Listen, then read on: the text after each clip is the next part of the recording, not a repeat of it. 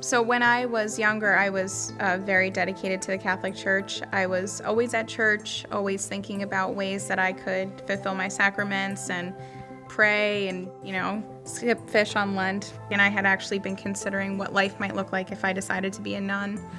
And so it was kind of ironic that I went off to college, and within, 4 months of being at college, I felt that the faith that I had built my life on was not as strong of a foundation as I had thought it was. So when she was going through this whole faith crisis and really trying to work out what that meant for her, I was just kind of there to support her.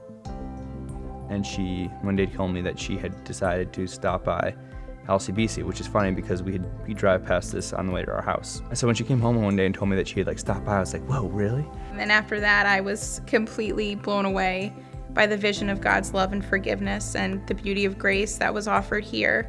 It was only then that I think I started to feel pangs of a love from another place that I never really felt before. That wasn't Tarraneh. I don't really know where it came from or how I could even describe it. It was incredible.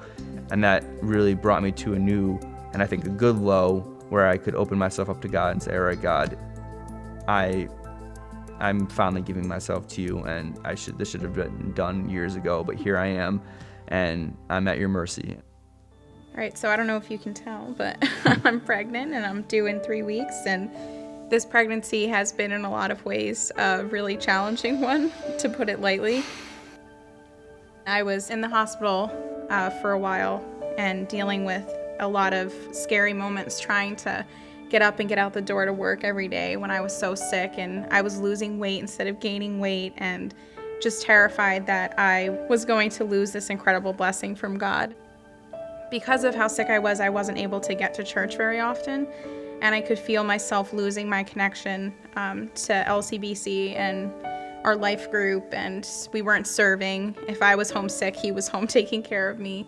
But our pastors never gave up on us. I can't tell you how many times somebody checked in with us, or if a life group member just wanted to see if we were okay. That meant the world.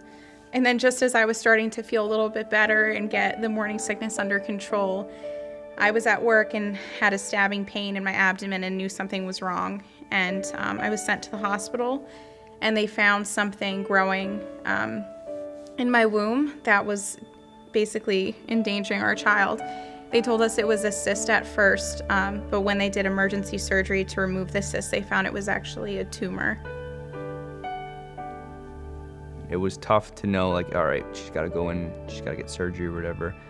But in a lot of ways, I felt a certain peace that God was with us, and that no matter what, he was watching over us. I definitely credit that to the faith that we had been able to build together through LCBC and our journey here in the months leading up to it. And we definitely were able to just look at each other and say that no matter what, God has a plan for us, and we need to put our faith and our hope in him and see what happens. And it ended up going exactly the way that we had hoped. I lived, the baby lived. We're 3 weeks away, so yeah, it went the right way. My name's Tarraneh. And I'm Justin. And this is Barron, and we We're are lives changed by Christ.